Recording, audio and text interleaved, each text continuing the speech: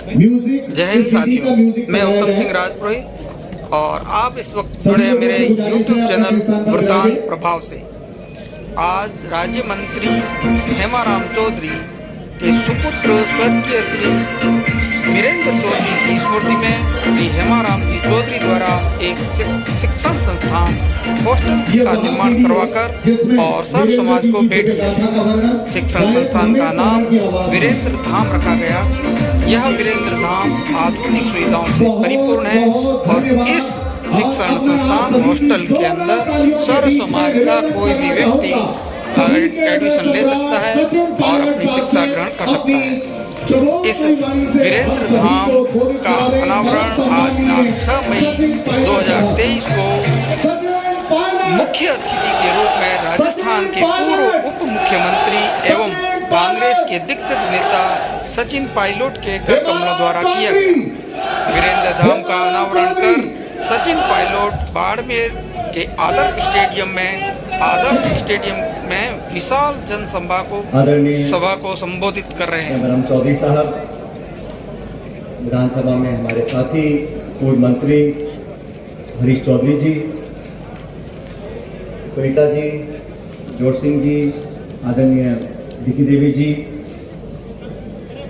सम्मानीय विजय नोला साहब, दीपेंद्र सिंह जी, मुरारी मीणा जी, रायन चौधरी जी कि आज के कार्यक्रम में राजस्थान का शायद कोई हिस्सा बचा होगा जहां से हेमाराम जी और उनके परिवार को सम्मान देने के लिए हमारे साथीगण आज बाड़मेर नहीं आए हैं।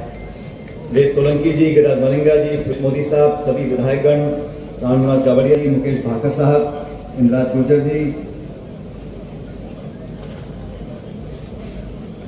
हीरालाल जी, फतेह खान साहब, महेंद्र चौधरी जी, सीडी देवल साहब, गफूर खान जी, समा भानो जी, आजाद सिंह जी, विद्याधर जी, करण सिंह उचारा साहब, सुभाष मीर साहब, मनीष यादव जी, निर्मल चौधरी जी, राणा राम जी, प्रियंका मेघवाल जी, गोपाराम जी, अमिनी पूनिया जी, अनिल चोपड़ा साहब और सभी प्रधानगण आज के इस विशाल कार्यक्रम में मौजूद आदरणीय बुजुर्गों, माताओं, बहनों, नौजवान साथियों, प्यारे दोस्तों,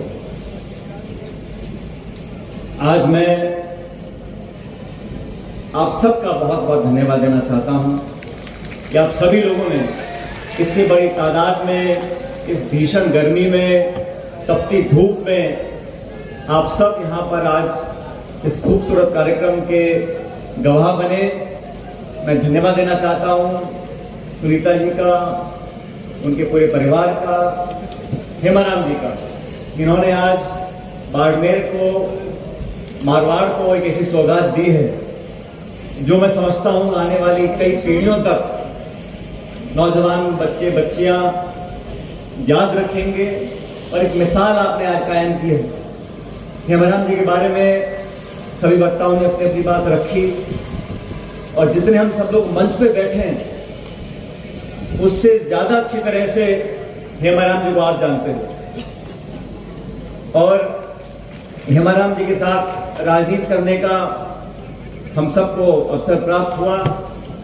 मैंने बहुत से लोग देखे राजनीति में, पक्ष में, विपक्ष में, प्रदेश में, देश में, हर पीढ़ी के, हर किस्म के, लेकिन मुझे कहने में कोई संकोच नहीं है कि राजस्थान के अलावा देश में इस प्रकार का राजनेता बहुत कम पैदा हुआ है जिसने अपने कार्यशैली से, अपने विनम्र स्वभाव से, अपनी बोली से उन लोगों का मन भी जीता जो उनके विरोध में खड़े होते थे। अपनों को साथ रहना बहुत आसान है, लेकिन जो विरोधियों का मन जीत लेता है वही लोग असली मायने में राजनीति करते हैं देश में और एक आयाम कायम करते हैं।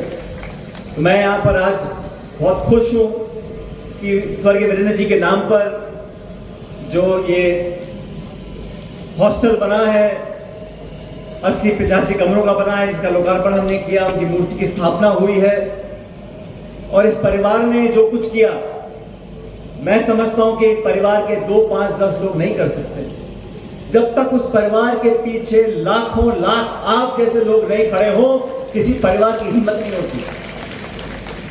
हम सब दान पुण्य करते हैं, हम सब अपने घर वालों से प्यार करते हैं, लेकिन सामाजिक चेतना जगाने के लिए, इतिहास कायम करने के लिए जिस संकल्प शक्ति की जरूरत होती है वो आप लोगों की प्रेरणा से आता है। इस लोकतंत्र में जनता की ताकत को हम लोग आंकते हैं सिर्फ मतदान के दिन। लोकतंत्र है, बटन दबाएंगे, मशीन बोलेगी, हारेंगे, जीतेंगे, लेकिन लोकतंत्र में आवाम की जो ताकत है वो लगातार 5 साल तक काम करती है। और इस देश की राजनीति में भावना और जज्बात बहुत महत्वपूर्ण है। ये बात मैं इसलिए कह रहा हूं क्योंकि हेमाराम जी ने एक नौजवान बेटा अपना खोया, मैंने कम उम्र में अपने पिताजी को खोया, लेकिन उस चुनौती के समय में जनता का सहायता, संबल, सहयोग, प्यार और आशीर्वाद एक ऐसा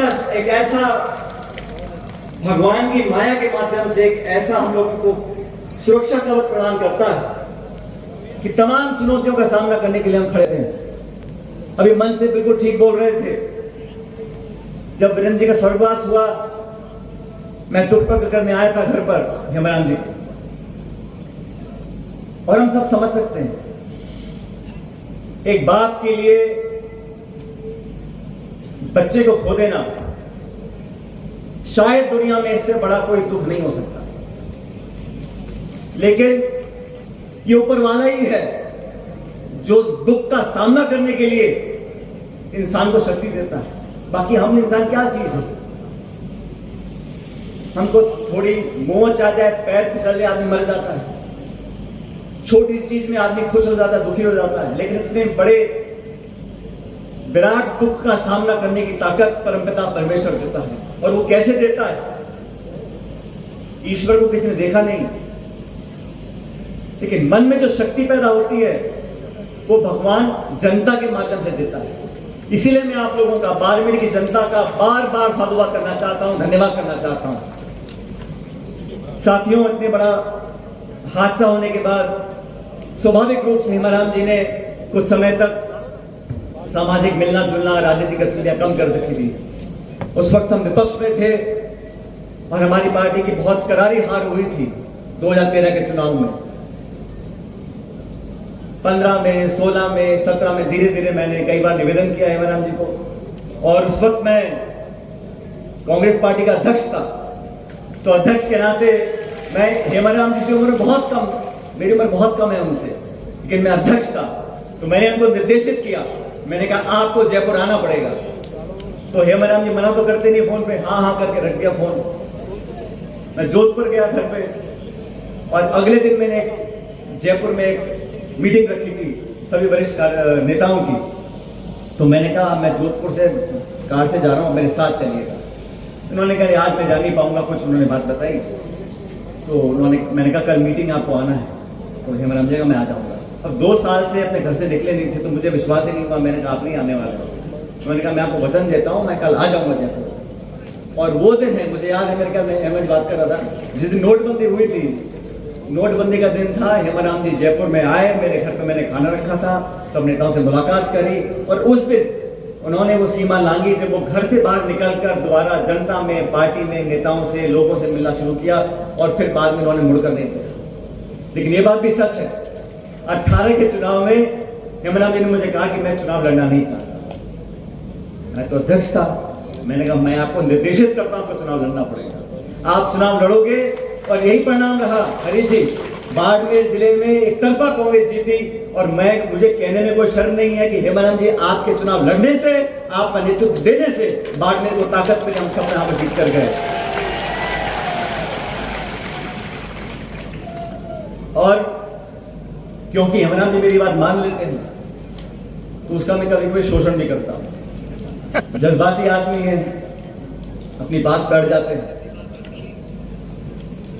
एक बार उन्होंने विधानसभा से इस्तीफा दे दिया और वापस लेने को तैयार नहीं। सबने बहुत बार कहा यहाँ वहां, लेकिन फिर मैंने घर बुलाकर इनको हाथ जोड़कर निवेदन किया मैंने कहा हमारी सरकार है, आप अपना फिर वापस लो। और मैं धन्यवाद करना, आज मन से मैं आपका धन्यवाद करना चाहता हूं कि आपने मेरी बात को स्वीकार कर वो इस्तीफा वापस लिया। और आज भी कोई पद का, सत्ता का लालच नहीं। आपने देखा बहुत साधारण जीवन इनका है और जीवन शैली ऐसी है कि हर व्यक्ति अपने से इनको संबंधित कर सकता है। लेकिन आप सबके खातिर, हम सब के आग्रह पर इन्होंने आज हमारी सरकार के अंदर मंत्री पद संभाला हुआ है। तो इन्होंने जो बीड़ा उठाया उसको आज अंजाम दिया।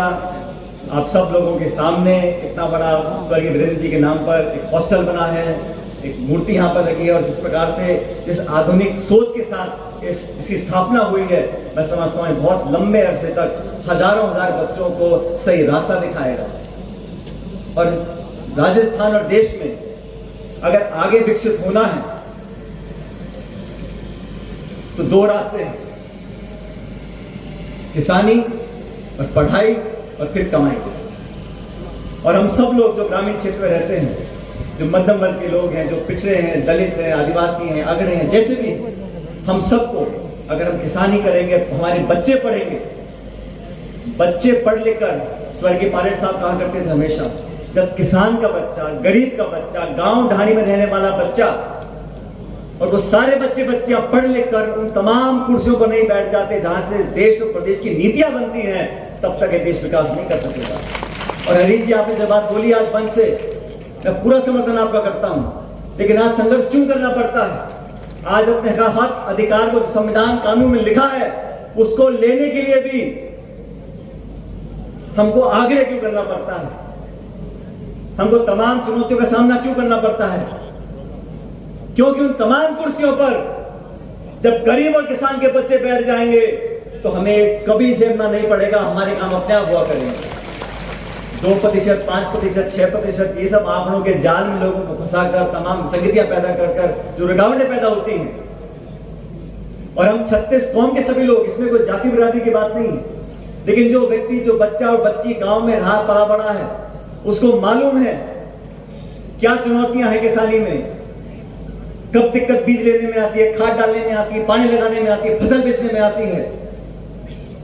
जिसको जानकारी नहीं है कि संघर्ष से बच्चा पढ़ाई कर पैदा होने के बाद मेहनत कर पढ़ाई कर आगे बढ़ता है, जिसको उसकी कल्पना नहीं है, वो समस्या का समाधान नहीं कर सकता। आज हमारे बच्चे जब पीड़ित होते हैं, क्या हमको दुख नहीं होता? आज हमारी बच्चियां दिल्ली में बैठी जंतर मंतर पर, उनके साथ उन्होंने आरोप लगाया, शोषण हुआ, कितने दिनों से बैठी हैं, हमारे दिल में दुख नहीं होता? आज हमारे बच्चे जो सालों मेहनत करते हैं, जिनके माँ बाप अपना पेट काट कर उनके ट्यूशन करते हैं, पढ़ाई कराते हैं, वो एग्जाम देते हैं, वो पेपर लीक हो जाता है, पेपर कैंसिल हो जाता है, दुख नहीं होता? उस पर कार्रवाई करने में इतना समय क्यों लगता है? न्याय दिलाने में इतनी पीड़ा क्यों होती है? क्योंकि उन कुर्सियों पर वो लोग नहीं बैठे जो यहां से निकल कर गए हैं। उन कुर्सियों पर वो लोग नहीं बैठे जिनका दिल दुखे, जिनको 10,000 की, 50,000 की कीमत का पता हो। साथियों, संकल्प हमको लेना पड़ेगा भविष्य के लिए। ये बात बाड़मेर की नहीं है, ये सीमावर्ती जिला हमारा, यहां खान भी है, खनिज भी है, तेल भी है, सब कुछ निकला। बाकी मुल्कों में जहां रेगिस्तान होता है, वो कहां पहुंच गए हैं? क्या कारण है कि हमारा ये जिला आगे नहीं बढ़ सकता? आधुनिक खेती हो रही है, दुबई में देखो क्या निकल गया, वहां पर भी तेल है। हेमाराम जी, हरीश जी मिलकर यहां पर अगर हम सब मिलकर काम करेंगे और सही संकल्प लेंगे, यहां पर रोजगार के अवसरों में अगर हम बाड़मेर के नौजवानों को प्राथमिकता देंगे तो क्या गलत बात है? यहां के बच्चे जो पढ़ रहे हैं, हमारी धरती से तेल निकल रहा है, खान निकल रही है। सब कुछ बदल सकता है, सपना देखने की जरूरत है, सब कुछ तब्दील हो सकता है, कदम उठाने की जरूरत है, सब सपने साकार हो सकते हैं, सबको साथ लेकर चलने की जरूरत है।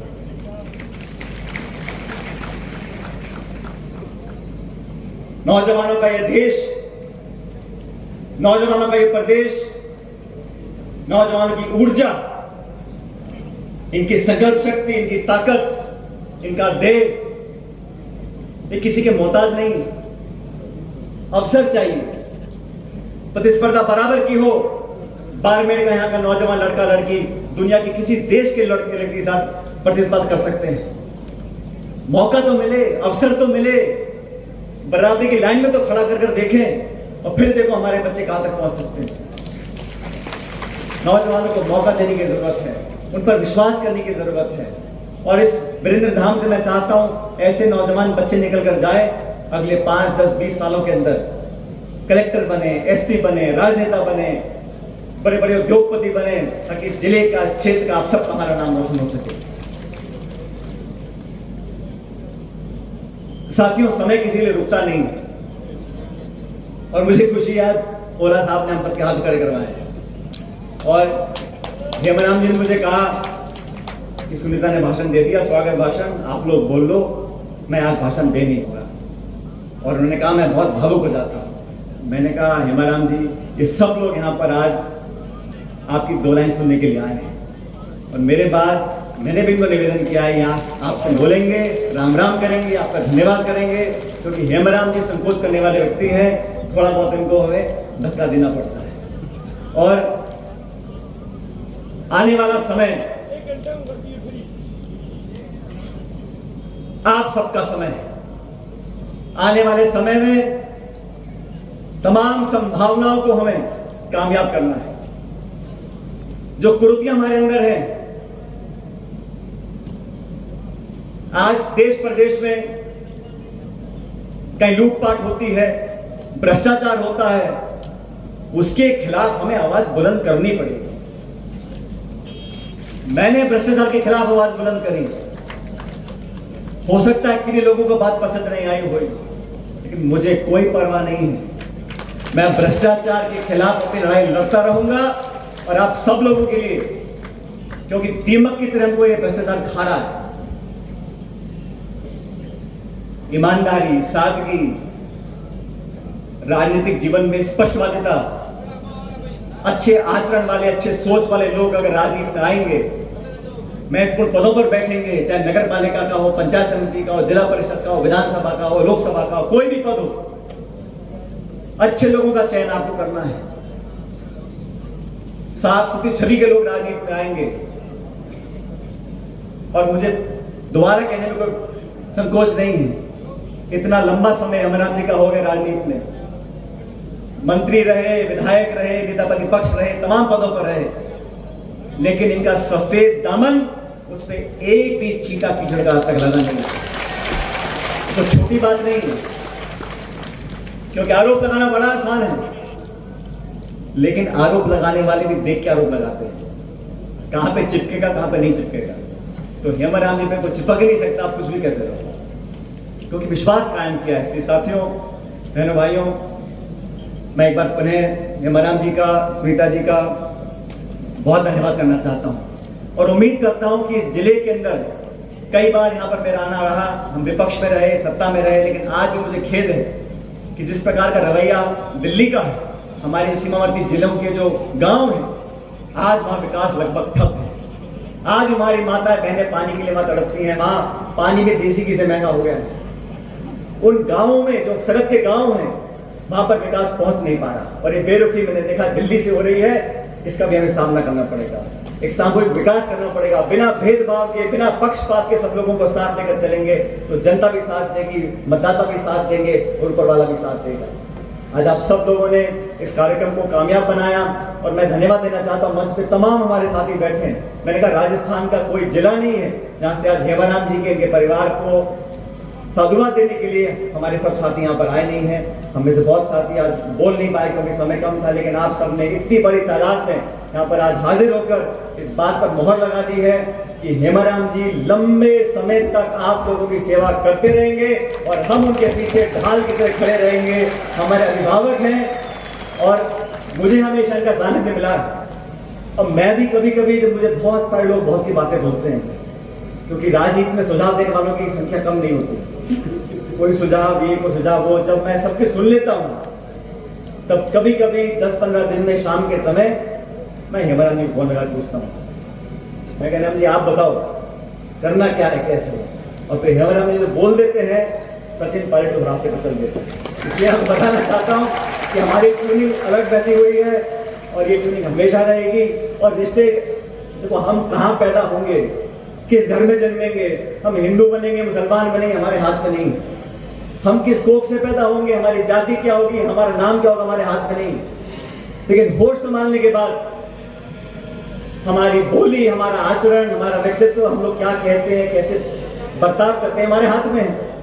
इसका दोष हम किसी को नहीं दे सकते। इसलिए रिश्ते बनाने से बनते हैं और हम लोगों ने रिश्ते बनाए हैं। इस रिश्ते को हम हमेशा कायम रखेंगे और मैं उम्मीद करता हूं कि इस बाड़मेर की जनता ने जो असीम प्रेम और प्यार आशीर्वाद हेमाराम जी को उनके परिवार को दिया है, इसको आप हमेशा कायम रखें। और मुझको भी आपने आज बहुत हर्ष और उत्साह के साथ हमारे यहाँ पे स्वागत किया। मैं सभी लोगों का, खासकर जिले के नेताओं का बहुत बहुत धन्यवाद करना चाहता हूँ कि आपने इस आयोजन में इतनी शिद्दत के साथ यहाँ पर इसको कामयाब बनाया। और परमपिता परमेश्वर से दोबारा कामना करता हूँ कि आप सब हमेशा इसी तरह मुस्कुराते रहो, फलो फूलो, आगे बढ़ो, आपके बच्चों को भगवान लंबी उम्र दे और हम सबका जीवन बहुत मंगलमय हो। बहुत बहुत धन्यवाद। जय हिंद। राम राम साहब।